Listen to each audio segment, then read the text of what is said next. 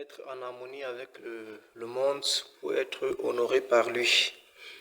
Nous avons la parole de Dieu dans le livre de Agé, chapitre 1, au verset 10. C'est pourquoi les cieux vous ont refusé la rosée et la terre a refusé ses produits. Donc, nous parlons d'être en harmonie, comment les hommes doivent être en harmonie avec le monde pour que le monde puisse honorer. Donc, en d'autres sens, il faut, n'est-ce pas, un respect du monde, un respect de la terre et du ciel, afin que la terre et le ciel puissent aussi, n'est-ce pas, nous être favorables dans tout ce que nous attendons d'eux. Voilà. Ici, dans le livre de Agé chapitre 1, verset 10, on voit que le ciel a refusé de donner la rosée et la terre a refusé de donner ses produits. Quand on lit ce passage, on a comme l'impression que le ciel et la terre ont une conscience, ont un esprit. Ils sont comme des organismes qui ont la capacité de donner, de refuser, n'est-ce pas, selon les dispositions, selon certaines conditions. Voilà. Donc ici, les Hébreux qui s'attendaient à ce que le ciel leur donne quelque chose, n'est-ce pas, la rosée ou la pluie, ils n'ont pas pu avoir de cette pluie. Ici, Dieu ne va pas dire que voilà, il n'a pas donné la pluie, il n'a pas donné, n'est-ce pas, le fruit du sol, le fruit du travail, mais il va dire que c'est le ciel, il va donner, n'est-ce pas, cette responsabilité au ciel à lui-même à part entière. Il va dire le ciel a refusé de donner la pluie, de donner la rosée, et la terre a refusé de donner les produits.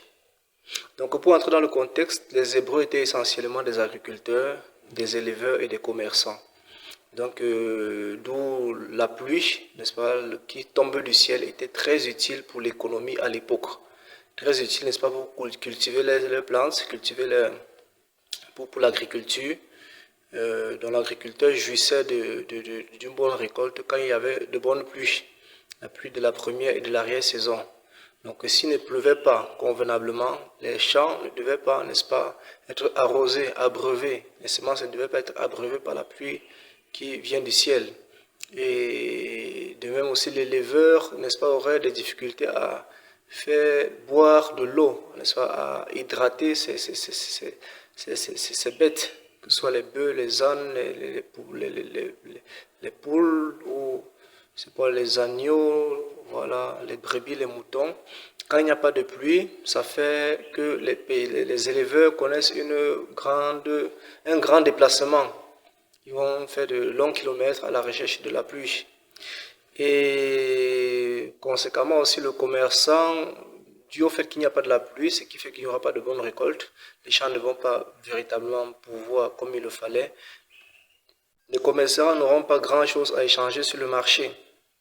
Du coup, quand la Bible parle du fait que le ciel a refusé de donner la pluie, ici ça parle de l'économie qui est vraiment paralysée dans ce pays. Donc l'économie d'Israël était paralysée, c'est ce qu'on doit comprendre dans un premier sens.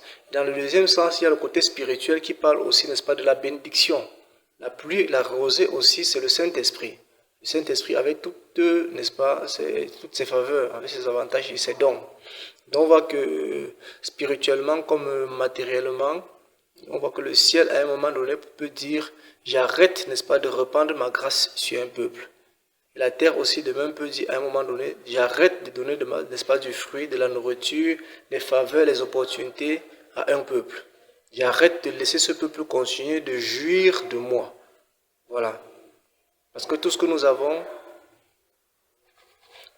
dans le monde, ce n'est que le fruit n'est-ce pas, de l'assujettissement, de l'exploitation de la terre, selon l'ordre que Dieu avait donné dans Genèse chapitre 1 et chapitre 2 et chapitre 9, où il va demander aux hommes d'aller et d'assujettir la terre, maîtriser la terre. Dans tout ce que nous avons, comme le plastique, comme le bois, comme le fer, comme, n'est-ce pas, les sachets, comme les nylons, comme le ciment, comme le sable, comme les constructions, comme les gratte-ciel, les avions, les voitures, toutes ces choses ne sont que, n'est-ce pas, le fruit de l'exploitation de la terre. À un moment donné, donc, ici, on voit que la terre peut refuser de donner de son fruit aux hommes, de donner, n'est-ce pas, accorder ses faveurs aux hommes. Et cela va être encore mieux compris, n'est-ce pas, dans le livre de Lévitique chapitre 20, verset 22. Vous observerez toutes mes lois et toutes mes ordonnances, et vous les mettrez en pratique afin que le pays où je vous mène pour vous établir ne vous vomisse point. Donc on voit ici encore, comme on a vu dans le livre d'Agé, que le pays, la terre, n'est-ce pas, est comme une sorte de conscience. Elle a comme un regard et une appréciation. Qu'est-ce qui se passe? En fait, Israël est ici installé dans la terre promise. Lorsque Dieu appelle Israël et que Dieu veut l'installer dans la terre promise, dans ce pays-là, Dieu fait comprendre à Israël qu'en fait, il y a un code, un système de vie.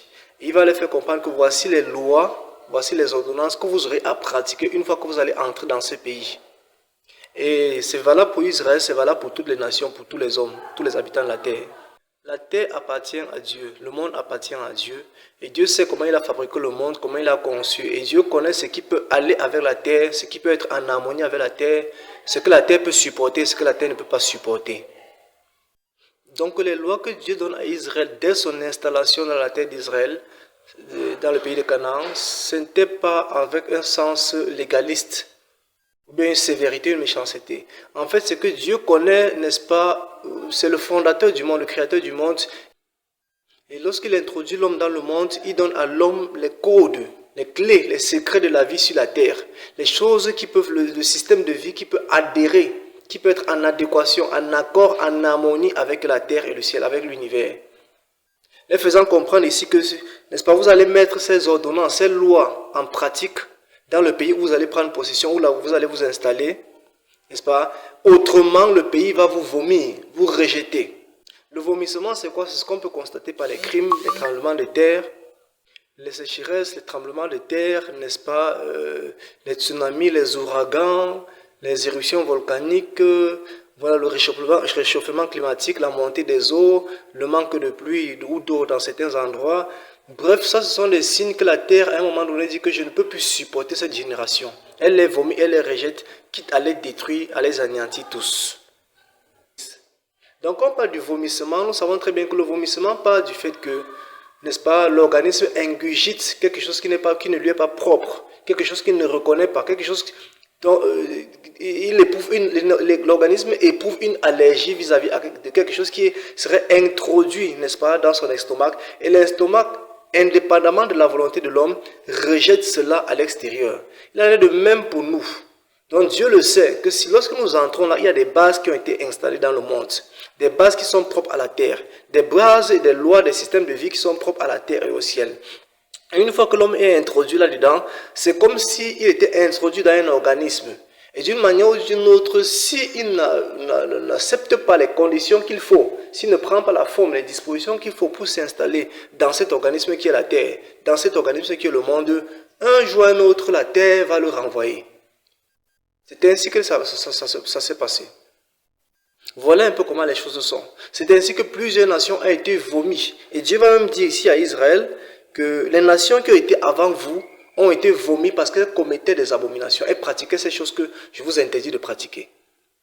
Donc, le vomissement qu'on constate aujourd'hui dans les nations n'est que le fait que nous nous sommes comportés, n'est-ce pas, d'une manière contraire à, n'est-ce pas, nous avons pris des formes qui n'étaient pas conformes à la forme qu'il fallait pour s'installer et connaître une paix, une longévité et un bonheur sur la terre. Aujourd'hui, il y a un rejet, on le voit de partout dans le monde entier. Les réchauffements climatiques, les tsunamis, les ouragans, voilà, les changements climatiques, toutes ces choses-là sont des signes que la terre rejette une génération. Voilà. Le ciel vous a fermé sa rosée et la terre ne vous a pas donné son fruit. On voit aussi vraiment de la sécheresse, de la famine. On voit une famine qui est en train de s'accroître et l'une des caractéristiques remarquables de cette famine, c'est la montée des prix sur le marché. Parce qu'il n'y en a plus assez. Du coup, la loi de l'offre et la demande s'impose. Où la demande étant supérieure à l'offre, du coup, on augmente les prix. Il n'y en a pas assez sur le marché, voilà pourquoi ceux qui en ont, ils augmentent les prix. Qu'est-ce qui se passe? C'est qu'à la base, la terre commence à refuser de son fruit. Refuser de son produit aux habitants de la terre. Dans ces deux endroits, on plante, on sème, n'est-ce pas? On met les semences dans le sol, on attend la pluie ne tombe pas. Vous fertilisez ces semences-là pour les faire germer. Le ciel lui-même aussi refuse s'arroser. C'est vrai que la science va expliquer ça, voilà, de plusieurs manières, mais nous avons la Bible qui date d'une époque bien avant la science, qui nous fait comprendre que des hommes ont été sur cette terre et ont connu les mêmes choses que nous vivons aujourd'hui, et donnent les raisons spirituelles, les raisons valables, véritables, aux causes, n'est-ce pas, qui précèdent les conditions, ces catastrophes que nous pouvons constater de part et d'autre sur les quatre coins de la terre en ces temps-ci. Donc Dieu crée son monde et il installe les hommes à l'intérieur. Il a dit, voici comment vous allez vivre. C'était valable pour Israël, c'est valable pour toutes les nations. La terre appartient à Dieu et il y a des fondements, des principes que la terre peut supporter, des principes qu'ils ne peuvent pas supporter. Partout dans toutes les nations, aux quatre coins du monde où nous sommes en ce temps-ci, chaque nation, nous sommes des arrivistes. Avant nous, il y avait des peuples qui étaient déjà sur cette terre. Même les Américains ne sont pas les premiers occupants, ni les Canadiens, ni les Français, ni même ici en Afrique. Nous ne sommes pas, en Afrique subsaharienne, nous ne sommes pas les premiers à nous installer. Même en Afrique du Nord, voilà, les Maghrébiens là, ils sont tous des arrivistes. Avant eux, il y a eu des générations, avant nous, il y a eu des générations qui nous ont précédés. Comme Israël, Dieu prend Israël pour parler aux autres nations. Israël est venu s'installer sur un territoire qui n'était pas proprement le leur parce qu'au départ, il y avait d'abord des peuples qui étaient sur ce territoire-là. Et Dieu va dire que c'est à cause du fait qu'ils n'ont pas respecté le code, qu'ils n'ont pas su être en harmonie avec l'univers, en harmonie avec le ciel et la terre. Finalement, le ciel a commencé par leur refuser de s'arroser. La terre a commencé aussi à leur refuser de se produire. Et par la fin, la terre a fini par les vomir, les rejeter parce qu'elle ne pouvait plus supporter de leurs crimes et de leurs abominations. Et la plupart de nos nations, ceux qui nous ont précédés aussi, étaient dans ces mêmes abominations. Crimes, méchanceté, idolâtrie. Donc la terre prend du temps, elle pèse, à un moment donné, elle ne peut plus supporter, elle éradique cette génération et nous sommes venus nous installer dans ces temps-ci. Il faut comprendre que ce qui s'est passé avec ceux qui nous ont précédés, cela va aussi se passer avec nous si nous ne nous repentons pas. Les crimes auxquels on se livre aujourd'hui, les vices contre nature et toutes sortes de dépravations, de péchés, n'est-ce pas? Le crime même vis-à-vis de la nature. Le déboisement, le fait que nous ne respections pas la nature, cela va jouer, ça va être contre nous, ça va jouer contre nous. Et ça a même déjà commencé à le faire. Donc ce n'est pas trop dire, ce n'est pas extrapoler de dire que notre génération peut même être passée au profit d'une autre génération qui viendra s'installer sur les mêmes terres. Et notre souvenir ne sera plus qu'un souvenir lointain. On dira, autrefois il y avait un peuple ici qui était sur cette terre. Mais nous croyons que le Seigneur va écouter le temps, parce que vraiment il est très proche pour venir enlever son église. Voilà. Donc, quels sont donc les principes de la terre qu'il faut respecter? Ok. Deutéronome chapitre 6, partir du premier verset. On dit, voici les ordonnances, les lois, les ordonnances que l'Éternel votre Dieu a commandé de vous enseigner, afin que vous les mettiez en pratique dans le pays dont vous allez prendre position. Afin que tu craignes l'Éternel ton Dieu en observant tous les jours de ta vie, toi, ton fils, le fils de ton fils. Voilà. Il va dire au verset 3, et tu les écouteras donc Israël, et tu les auras soin de les mettre en pratique, afin que tu sois heureux et que vous multipliez beaucoup, comme te l'a dit l'Éternel ton Dieu. Voilà, en fait, ici, là, à peine que Dieu installe Israël dans la terre promise, avant de les installer, il leur donne les clés du succès, les clés du bonheur, les clés vraiment de l'épanouissement sur la terre d'Israël. Parce qu'aujourd'hui, l'homme a tendance à remuer ciel et terre pour rechercher les connaissances, n'est-ce pas, qu'il le faut pour avoir une vie paisible sur la terre. Dieu avait déjà pensé cela d'avance, avant même qu'Israël ne s'installe dans la terre, dans la terre de la Palestine, et il avait donné ces clés-là. Au travers d'Israël, chaque nation devait être instruite, selon Deutéronome chapitre 4. Chaque nation devait voir comment Dieu marche avec Israël et aller s'efforcer à pratiquer cela dans son territoire pour connaître le même bonheur qu'Israël devait jouir si c'était conformé à la loi divine, aux lois du Seigneur, une fois installé dans la terre promise.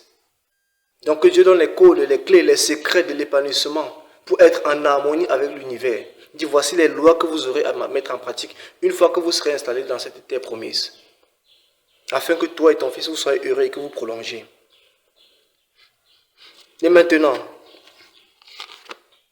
quels sont donc ces codes? Quelle est cette loi? Allons dans 1 Pierre chapitre 2, au verset 6. Car il est dit dans l'Écriture, voici je mets en Sion une pierre angulaire, choisie et précieuse. Dieu n'est pas simplement le Dieu d'Israël. Lui, premièrement, Israël a été appelé, mais Dieu est le Dieu de toutes les nations. Il est le Dieu de tous les peuples. Donc la pierre angulaire qui a été placée en Israël, premièrement, ça a été placé en Israël pour servir d'exemple aux autres, afin que les autres puissent aussi adopter le système d'Israël. N'est-ce pas? Adopter vraiment le message qui découlerait d'Israël et de ses prophètes. Donc la pierre angulaire en ce jour n'est pas seulement posée en Israël, elle est aussi posée dans toutes nos nations. Tchad, Cameroun, Congo, Bénin, Côte d'Ivoire, n'est-ce pas, Centrafrique, c'est pas en France, Canada, tous ces pays-là, nous devons recevoir n'est-ce pas, la pierre angulaire, comme la pierre principale. Quand on parle de pierre, on parle du matériau. Et le matériau, dans une certaine définition, fait comprendre que, certains dictionnaires nous font comprendre que le matériau, c'est aussi la connaissance.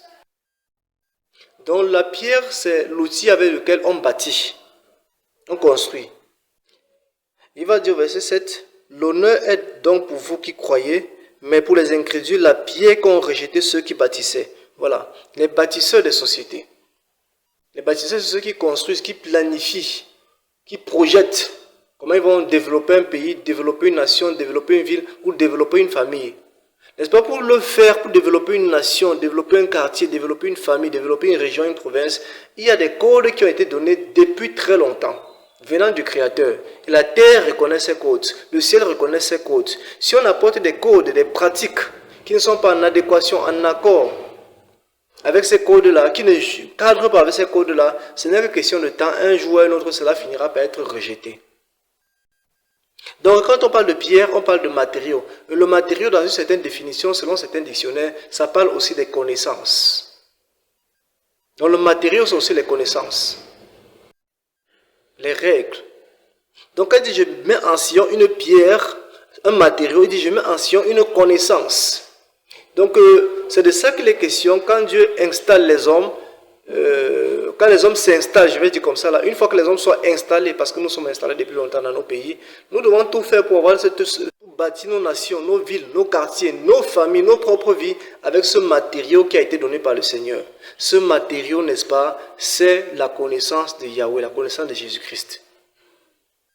Donc ce que Dieu a dit à Israël, et duquel dépendait son bonheur, c'est aussi ce que Jésus-Christ a dit, n'est-ce pas, lui-même et au travers de ses prophètes, disant si vous voulez un bonheur, un épanouissement, être heureux sur la terre et avoir la vie éternelle plus tard, il faut savoir qu'il faut, n'est-ce pas, accepter une certaine connaissance. Parlons premièrement, n'est-ce pas, de l'épanouissement sur la terre, parce que c'est un peu beaucoup dans ce sens-là que nous courons aujourd'hui. L'épanouissement sur la terre, le bonheur sur la terre, le succès. Comment est-ce qu'on doit faire pour que le ciel soit ouvert? Le ciel parle de bénédictions spirituelles, le ciel parle des bénédictions matérielles, le ciel parle de la bénédiction de Dieu. Comment est-ce que nous devons faire pour que la terre nous donne de son produit? Le produit ici, c'est la faveur. C'est la bénédiction aussi. C'est les opportunités.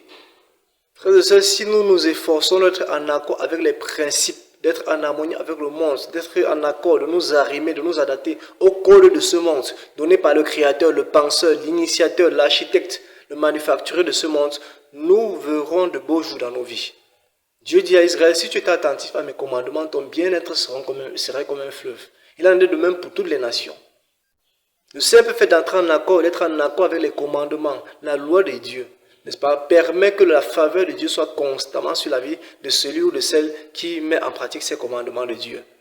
Ça, c'est une réalité. En sorte que même dans un pays, dans un territoire, dans une nation, dans une famille, même sur la terre, s'il y a un groupe d'hommes, que ce soit une famille ou une nation, qui se démarque de tout le reste, pour s'adapter, pour se conformer au commandement de Dieu, la fatalité qui peut attaquer les uns et les autres, la sécheresse, la misère, bref, les calamités qui vont attaquer les uns et les autres, que ce soit, n'est-ce pas, de toutes les façons, ces choses n'attaqueront pas, n'est-ce pas, ceux-là qui se disposent pour, n'est-ce pas, s'adapter, pour rester sous le parapluie de Dieu, voilà. Donc la pierre, c'est la connaissance, et les bâtisseurs, ce sont ceux qui bâtissent les nations, les hommes politiques, n'est-ce pas, compartant de l'ONU, des hommes qui ont décidé de comment ils vont planifier les nations, organiser les nations depuis 1948.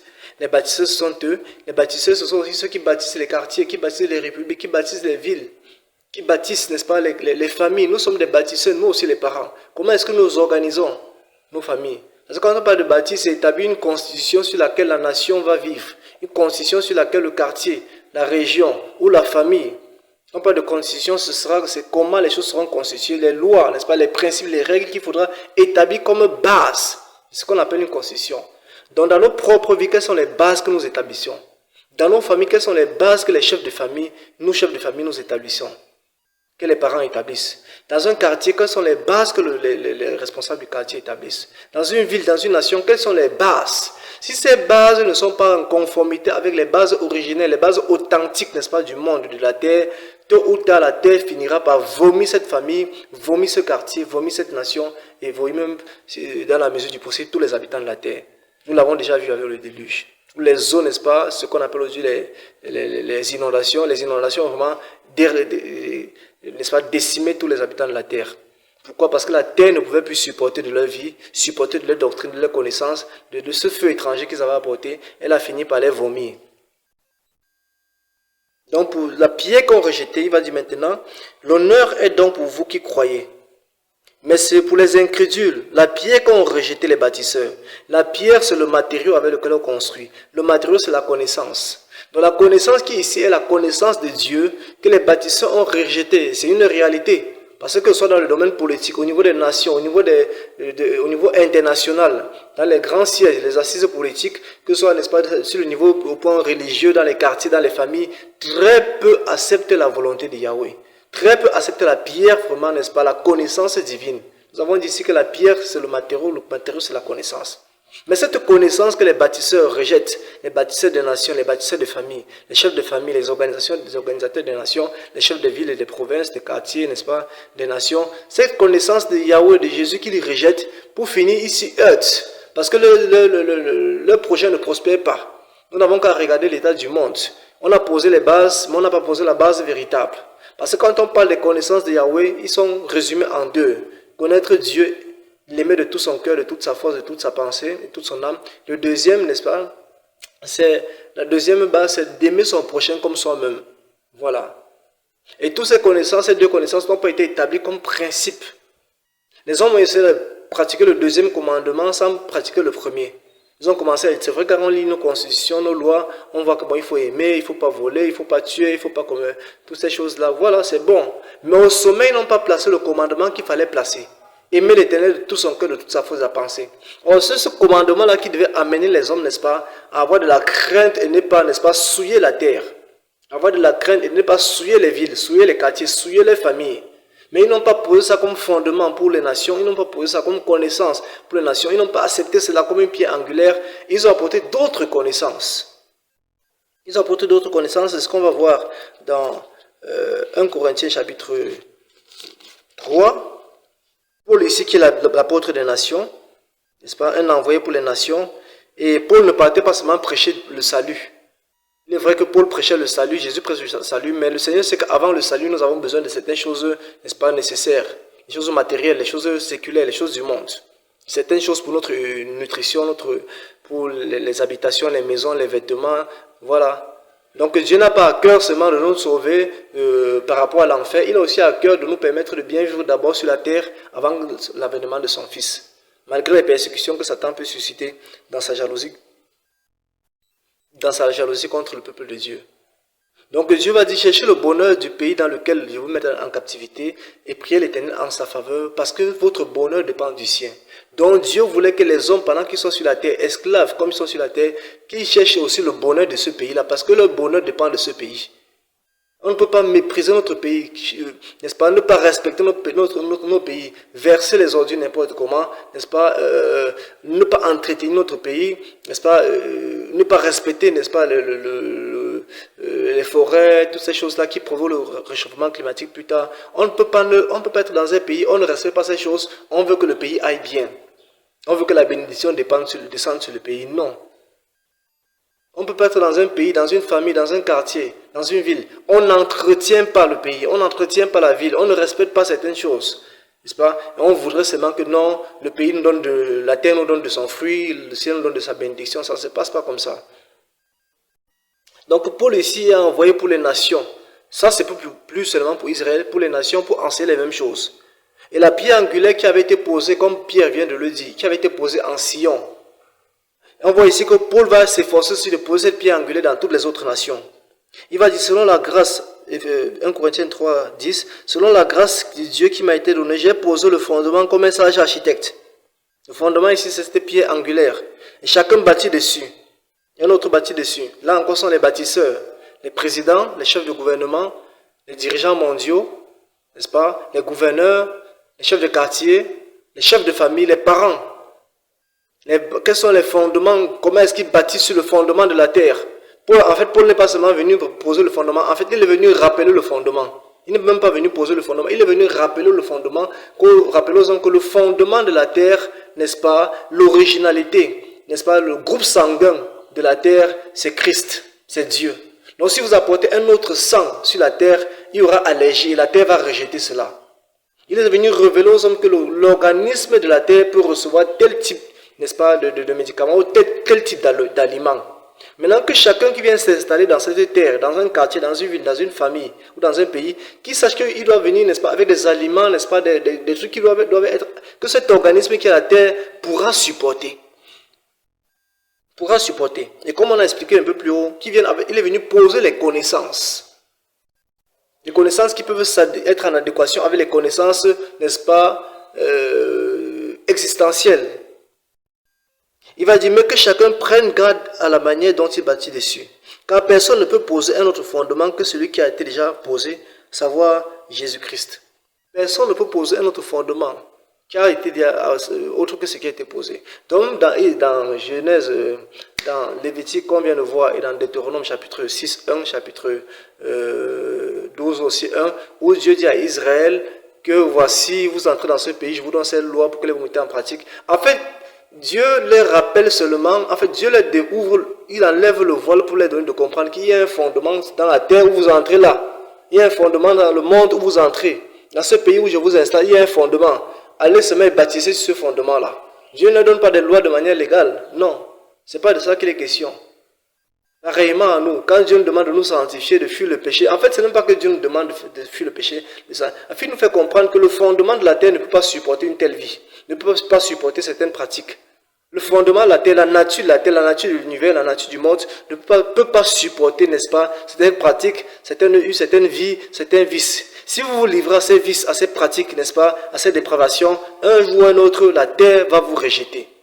Que ce soit par les catastrophes, par les calamités, par la famine, par la sécheresse, par les guerres, la terre finira par vous rejeter.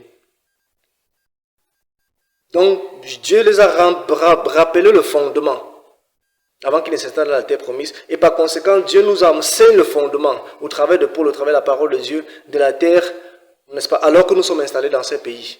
Pour nous qui bâtissons nos familles, nous devons savoir que, ok, nous accaparer de ce fondement-là, de cette pierre-là, de ce matériau-là, de cette connaissance qui est la connaissance de Jésus-Christ, et nous mettre au travail. Voilà. Il va dire, or, si quelqu'un bâtit sur ce fondement avec de l'or, de l'argent, des pierres précieuses, du bois, du foin, du chaume, l'œuvre de chacun sera manifestée. Donc tous ceci sont aussi des matériaux avec lesquels on bâtit. Et comme on a vu, les matériaux sont aussi les connaissances. Donc Paul dit ici là que chacun connaît la connaissance qu'il va apporter. Je vous ai dit que j'ai posé le fondement. Il y a une connaissance, il y a un matériau qui a été posé. C'est avec ça qu'on bâtit. Maintenant, vous venez bâtir, que chacun connaisse le matériau avec lequel il va bâtir. Si quelqu'un viendra bâtir avec des connaissances philosophiques, ça le regarde. Quelqu'un vient avec les connaissances traditionnelles, des connaissances coutumières, des connaissances ethniques, des connaissances scolaires, des connaissances académiques, des connaissances, n'est-ce pas, religieuses, des connaissances, je ne sais pas, des spirituelles, des mondaines, spirituelles même, n'est-ce pas, démoniaques. Ça le regarde. Quelqu'un viendra dire qu'un ange m'a révélé que bon voilà, je dois faire comme ça pour connaître le bonheur sur la terre. Ça le regarde. Un autre dit que selon la pensée philosophique de tel philosophe, je pense que nous devons faire comme ça pour être heureux sur la terre. Ça le regarde. Un autre viendra dire que dans ma tradition, dans ma coutume, nos ancêtres nous ont enseigné, nous ont transmis tel modèle de vie, que si nous pratiquons de ce modèle de vie, nous serons heureux, nous connaîtrons le bonheur sur la terre. Ça le regarde. Un autre peut vous dire, voilà, amener une autre pierre, dit que bon voilà, c'est la société, les connaissances de la société me semblent bonnes pour un bon épanouissement sur la terre. L'autre viendra dire que bon voilà, ce que j'ai appris à l'école, je vais mettre cela en pratique sur la terre, je serai heureux. Ça le regarde. Mais ce que Paul va rappeler, c'est que personne ne peut poser un autre fondement. Nous avons pour preuve que les efforts que les hommes ont fournis depuis, n'est-ce pas, la naissance de nos nations, aujourd'hui cela se manifeste comme vain. Voilà.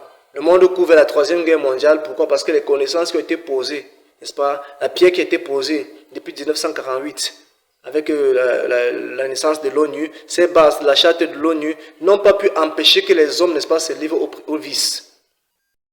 Ils ont posé des fondements qui n'ont pas pu permettre aux hommes, n'est-ce pas, de connaître la stabilité. Voilà. Tout simplement parce qu'il manque à ces connaissances une seule chose, la crainte de Dieu. l'élévation de Dieu. C'est pourquoi Pierre va dire que la pierre qu'ont rejeté les bâtisseurs est devenue la principale de langue. C'est-à-dire la connaissance qu'ont rejeté les bâtisseurs, les hommes qui bâtissaient le monde, qui bâtissaient les familles, qui bâtissaient les villes. La pierre, la connaissance qu'ils ont rejetée, c'est-à-dire Christ, Dieu lui-même, comme ils l'ont rejeté, cela devient pour eux une pierre. On peut les voir paraître pour 1 an, pour 10 ans, pour 100 ans. On va les faire, voilà, on croit que non, voilà, tout va bien. Paul dit ici là que le temps, le jour fera paraître parce que c'est qu'est son œuvre, parce que le feu éprouvera l'œuvre de chacun. Le feu ici c'est le temps, le jour c'est le temps. Avec le temps, on verra si la connaissance vraiment qu'on avait adoptée pour les nations, pour le quartier, pour la ville, n'est-ce pas, pour nos familles, était la connaissance qu'il fallait pour avoir un bon épanouissement, une longévité sur la terre. Parce que le tout n'est pas de vivre un bonheur précaire pour soi-même uniquement. Certains pensent qu'ils sont heureux, mais qu'est-ce qu'on va transmettre à nos générations? Parce que Paul, dans Deutéronome, on voit que Israël devait être heureux, lui, son fils, le fils de son fils, et ainsi de suite, de génération en génération.